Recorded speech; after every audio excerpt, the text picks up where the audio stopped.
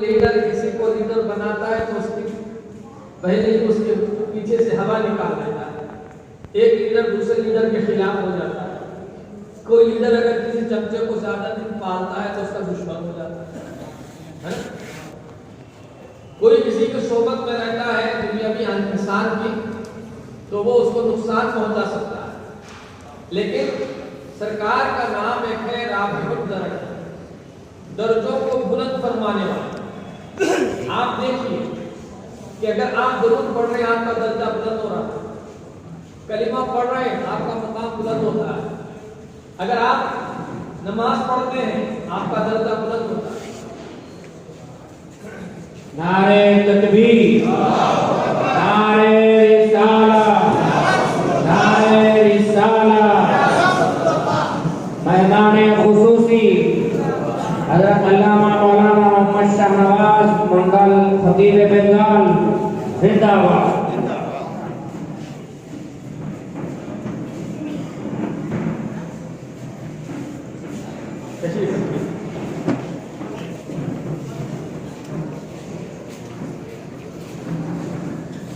آئیے بیٹھیے.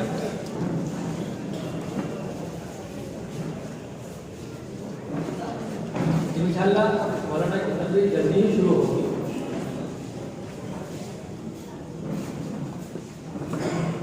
درود پاک پڑھیے. اللہم صلی علی سیدنا مولانا محمد وعلی آل سیدنا مولانا محمد واصحابہ وسلم.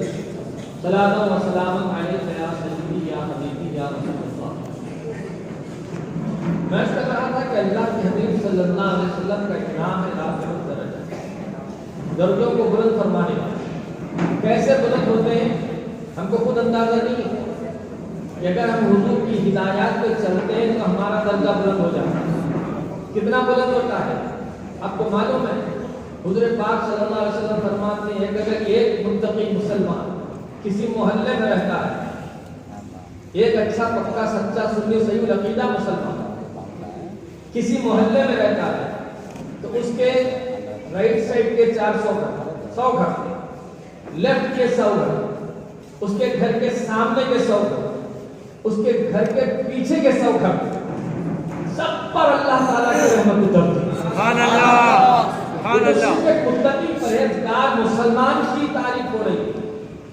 یہ رسول اللہ کا چاہنے والا سنی صحیح العقیدہ مسلمان، اس کا یہ پوزیشن ہے تو غوث اعظم کا کیا مقام ہوگا؟ سبحان اللہ. خواجہ خواجہ کا کیا مقام ہوگا؟ اور پھر سیدنا ابوبکر صدیق کی کیا عظمت ہوگی؟ سبحان اللہ. حضرت بلال کا کیا مقام؟ سبحان اللہ، سبحان اللہ. سرکار درجے بلند فرمانے والے، ایسے بلند فرماتے ہیں کہ وضو کر لو آپ کا درجہ بلند ہو گیا، گناہ دھل گئے آپ کا مقام اونچا ہو گیا. نماز پڑھ لو سرکار فرماتے ہیں گناہ جھڑتے ہیں تمہارے درجے بلند ہوتے ہیں. سبحان اللہ. آدمی ہر روز جو نماز پابندی سے پڑھتا ہے اللہ تعالیٰ اس کے درجے بلند فرماتا ہے. یہ الگ بات ہے کہ ہم کو اس دنیا میں دکھائی نہیں دے. ہم کسی کو سر کیا پتہ نماز پڑھ رہا ہے یہ سوچتے ہیں. اس کو کہتے ہیں کہ کیا داڑھی رکھا ہوا. کسی کو کسی بات پر ہم ٹوکتے ہیں. دینی بات میں ہرگز نہیں ٹوکنا چاہیے. اگر کوئی آدمی دینی اور مذہبی کام کر رہا ہے تو اس کو کبھی انگلی مت دکھاؤ، اس لیے کہ اگر اس کو انگلی دکھائیں گے اس کام کا تو دو چیزیں ہیں، یا تو ایمان چلا جائے گا یا پھر خاتمہ خراب ہو جائے گا. اس لیے کہ ہم نے اس کے دینی کام کا مذاق اڑایا. اگر کوئی نماز کا مذاق اڑائے کافر ہو جاتا ہے، اگر کوئی روزے کا مذاق اڑائے کافر ہو جاتا ہے. اب روزہ رکھنے والے کا مذاق اڑا رہے ہیں، نماز پڑھنے والے کا مذاق اڑا رہے ہیں، داڑھی رکھنے والے کا مذاق اڑا رہے ہیں، بنا رہے ہیں. بتائیے کیا مسلمان باقی رہے گا؟ اگر بالفرض یہاں ایک بھی رہ گیا تو مرتے وقت تو اس کا ایمان ختم ہو جائے گا. تو اللہ کے حبیب صلی اللہ علیہ وسلم نے ہمیں ایسا مرتبہ ایسا مقام عطا فرمایا دین پر چلنے کی وجہ سے کہ اگر آپ اللہ کے حبیب صلی اللہ علیہ وسلم کا اللہ تعالیٰ کا ذکر کرتے ہیں، کسی راستے سے گزرتے ہیں، یہ حدیث بات، کسی راستے سے گزرتے ہیں सरकार फरमाते हैं शाम होती है तो जमीन एक दूसरे से बात करती है, सुभान अल्लाह। जमीन के टुकड़े एक दूसरे से बात करते हैं। तो बाजू वाला टुकड़ा उससे पूछता है बहुत खुश दिख रहा है, क्या बात है? इधर का टुकड़ा बहुत खुश है, उधर का खामोश है। तो जो खामोश टुकड़ा है जमीन का, खुश होने वाले उस हिस्से से पूछता बहुत खुश है, क्या बात है? तो क्यों खुश ना हो जाऊं? इसलिए कि आज मेरे सर से एक ऐसा बंदा गुजरा है जो अल्लाह ताला का जिक्र कर रहा है। सुभान अल्लाह, सुभान अल्लाह। अब सोचिए, सरकार फरमाते हैं वो जमीन का टुकड़ा अपने आप को बाजू वाले से बहुत ऊंचा समझता है और उसका मकाम, और ये जो बाजू वाला जमीन का टुकड़ा है वो उस अपने बाजू वाला जो खुश होने वाला है, जिसके सर से कोई मुसलमान अल्लाह का जिक्र करने वाला गुजर गया, उसको वो अपने आप से ऊंचा समझता है, अपने आप से बहुत अच्छा समझता है, अपने आप से खुश नसीब समझता है। ईमान वालो, ये वो जमीन है जो बात करती है, हम नहीं सुनते, मुस्तफा सुनते हैं। सुभान अल्लाह। हुजूर ने सुनाया है ना, हुजूर सुनकर ही सुनाते हैं, हुजूर की बात कभी गलत नहीं होती। रसूलुल्लाह सल्लल्लाहु अलैहि वसल्लम ये बता रहे हैं कि जब जमीन को आपके जिक्र करने का फायदा पहुंचता है और जमीन इतनी खुश हो जाती है, तो जहां आपका अपना क्या मकाम होगा जब आप अल्लाह का जिक्र करते हैं, रसूल पाक का जिक्र करते हैं। तो ये है राफ़िउ रुतब। हुजूर अकरम सल्लल्लाहु अलैहि वसल्लम दर्जे बढ़ाते हैं। देखिए, हम लोग मुसलमान हैं, हम मुसलमान हैं, कुरान देख रहे हैं, नमाज पढ़ रहे हैं, हज कर रहे हैं, मगर हम में से कोई सहाबी नहीं बन सकता। बन सकता है? नहीं बन सकता। लेकिन अगर कोई हुजूर अकरम सल्लल्लाहु अलैहि वसल्लम को थोड़ी देर के लिए भी देख लेता है ईमान के साथ और ईमान पर उसका खात्मा हो जाता है, उसको क्या कहते हैं? सहाबी। उसे क्या कहते हैं? सहाबी। उनका मकाम इतना ऊंचा है कि गौसे पाक भी उनकी बराबरी नहीं कर सकते। दुनिया के और वली जो गैर सहाबी हैं, कोई उनके बराबर नहीं हो सकता। एक लम्हे में अगर लगे हाथ देखो, बाकी यही सुन लीजिए, जब बुखारी शरीफ की हदीस है, हुजूर सल्लल्लाहु अलैहि वसल्लम जब मदीना तशरीफ ले आए, मस्जिद बनी, सरकार मस्जिद में तशरीफ रखते थे। एक यहूदी का बेटा, वो यहूदी जो इजराइल का जंग चल रही है, वही खानदान का एक बच्चा, वही यहूदियों का एक बच्चा रोज मस्जिद को आता था, मस्जिद को झाड़ता था और मस्जिद के गेट पर बैठकर हुजूर सल्लल्लाहु अलैहि वसल्लम का दीदार करता। सुभान अल्लाह, सुभान अल्लाह। सरकार को देखता है। कुछ दिनों के बाद ऐसा हुआ कि वो बच्चा आना बंद हो गया। हुजूर ने सहाबा इकराम से पूछा, वो बच्चा जो आता था उसका क्या हाल है? सहाबा ने कहा, हुजूर उसको बीमारी हो गई है, बीमार हो जाने की वजह से मस्जिद को नहीं आ रहा। सरकार ने फरमाया चलो हम लोग उसकी इयादत करते हैं। सुभान अल्लाह। था वो यहूदी, हमारा मुसलमान नहीं था, यहूदी था। मुस्तफा उसकी बीमार की बीमार कुर्सी के लिए तशरीफ ले गए और सहाबा को साथ लेकर। बताइए, हम आप कितना सुनते हैं कि फलां आदमी बीमार हो गया, कौन किसकी इयादत के लिए जाता है? उसकी मिजाज कुर्सी के लिए कौन जाता है? आजकल तो हालत ये है हमारे पास कि अगर कोई मर गया है तो मस्जिद में आए, जनाजे में शरीक हुए, फिर इसके बाद जनाजे से इधर से इधर निकल गए, उसको कुर्सा भी नहीं देते, उसको तसल्ली भी नहीं देते। दोस्तों, बीमार की बीमार कुर्सी करना दोनों के लिए फायदा है। आप अगर उसके लिए दुआ करते हैं तो आपकी दुआ उसके हक में कबूल होती है, और बीमार अगर आपके लिए दुआ करता है तो उसकी दुआ आपके हक में कबूल होती है। सुभान अल्लाह। और जितने कदम चल के आप उसके पास गए हैं, हर कदम के बदले आपको नेकियां अता फरमाता है। मेरे दोस्तों, मेरे सरकार इस्लाम व सलाम की सुन्नत है। हुजूर ने वहां कौन से मजहब का है, कहां का है, कैसा है, ये नहीं देखा, बस ये देखा कि मेरा चाहने वाला है। सुभान अल्लाह। हुजूर का चाहने वाला है।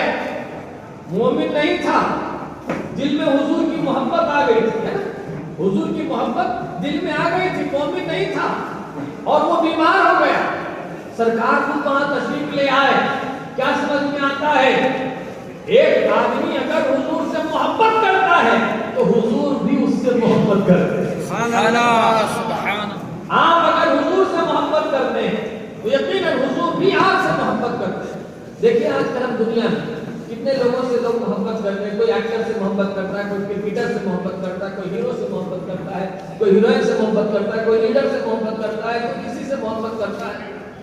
مگر یہ جن سے محبت کر رہے ہیں, جن سے محبت کر رہے ہیں, ان کے طرح ہم بال بھی رکھ لیتے ہیں, ان کی طرح کپڑے بھی پہن لیتے ہیں, ان کی طرح ڈریس بھی پہن لیتے ہیں, اور اگر کوئی اس کو برا بھلا بولتا ہے تو ہم اس کے لڑنے کے لیے کھڑے بھی ہو جاتے ہیں, جبکہ اس بیچارے کو معلوم ہی نہیں کہ آپ اس سے محبت کرتے ہیں. اسے پتہ ہی نہیں کہ آپ اس کے فالوور ہیں, اس کے لائکر ہیں, اس کے فین ہیں, اس کو چاہنے والے, اس کو نہیں معلوم. بس یہی آپ لڑ رہے ہیں, آپ یہی سمجھ رہے ہیں کہ میں اس سے محبت کرتا ہوں, میں اس سے محبت کرتا ہوں. ایسی محبت کس کام کی؟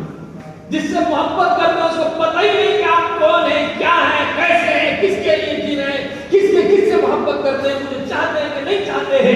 لیکن سنو, یہ تو دنیا دار ہے. جو دنیا دار سے محبت کرتا ہے اس سے کوئی خریدار نہیں ہوتا, اس کا کوئی پرسان حال نہیں, اور اس کو جس سے وہ محبت کرتا ہے وہ کبھی اس کے کام آئے گا بھی نہیں. لیکن سنو, کل کے دن اگر بالفرض آپ کسی شاہ رخ خان سے محبت کرتے تھے, ایک صاحب بولے کہ میں گرفتار ہو گیا ہوں بناؤ میں, شاہ رخ خان صاحب تمہارے پاس کروڑوں ڈالر رکھے ہوئے, روپیے رکھے ہوئے, کچھ لاکھ ہی مجھے دے تو دیکھا. بولیے محبت کر کے کیا فائدہ؟ فلاں لیڈر سے محبت کر رہے تھے, اس کے وہ لیڈر کیا آپ کی کچھ مدد کرے گا, کچھ آپ کی پریشانی کو دور کرے گا؟ میرے دوست, یہ دنیا داروں سے اگر محبت کر رہے ہیں تو یقین جانو یہ تمہارے کام آنے والے نہیں ہیں, بلکہ الٹا تمہارا لوٹ کے کھانے والے ہیں. مگر آؤ, میرے آقا میرے مولا صلی اللہ علیہ وسلم کی بات تو بہت بڑی ہے. میرے غوث اور میرے خواجہ, ان کا مقام یہ ہے کہ اگر کوئی ان سے محبت کرتا ہے تو وہ ان کو ایسے پہچانتے ہیں, ایسے پہچانتے ہیں کہ اس کی مشکل میں بھی کام آتے ہیں, پریشانی میں بھی کام آتے ہیں, اس کے دکھ درد کی دوا بن جاتے ہیں. سبحان اللہ, سبحان اللہ. ایک صاحب سرکار غریب نواز رضی اللہ تعالیٰ عنہ کی چوکھٹ پر آئے. ان کی بچیاں تھی, شادی نہیں ہو رہی تھی, شادیاں ہونے میں تھی, پیسے نہیں تھے, بڑی غربت کا حال تھا. حضور غریب نواز کے جنتی دروازے کے سامنے بیٹھ کر قرآن شریف پڑھنا شروع کر دیا. صبح سے شام تک بس وہ قرآن ہی پڑھتے رہتے, نماز پڑھتے, قرآن پڑھتے رہے. مگر یہاں جو کچھ لنگر میں پکتا تھا وہ کھاتے تھے. اب سوچنے لگے کہ اتنے دن ہو گئے سرکار سے نماز سے کچھ دیا ہی کچھ نہیں دیا. 1 سال 2 سال گزر گئے. ایک دن اٹھ کے جانے لگے اور اپنے گھر کو آئے. گاؤں دیکھا تو وہ جو گھر تھا ان کا اچھا خاصا بنگلہ بن گیا. ان کی بیوی آئی استقبال کے لیے, کہنے لگی کہ آپ اتنے دنوں کے بعد آئے ہیں, لیکن گھر کیسا؟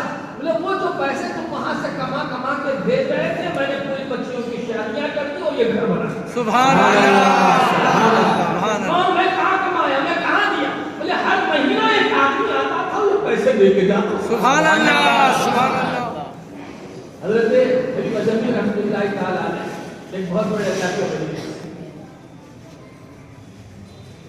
پہلے سود کے کاروبار کرتے تھے, لیکن اس کے بعد سے سارا سود سب کا معاف کر دیا, پیسہ معاف کر دیا, قرضہ معاف کر دیا, کچھ بھی باقی نہیں رہا, فقیر ہو گئے. ان کے گھر بھی بچے زیادہ تھے, کھانے کے لیے کھانے کی تکلیف ہونے لگی. بیوی نے کہا جاؤ کچھ کما کے لاؤ, نکلو گھر سے جاؤ. اب گھر میں بیٹھے تو مرد عورت بولتی ہی ہے, وہ نکلے باہر گھومے کام کے لیے, کہیں کچھ کام نہیں ملا, کہیں کچھ کام نہیں ملا. کہتے ہیں کہ وہ مسجد گئے نماز پڑھنے اور صبح سے شام تک نماز پڑھتے رہے.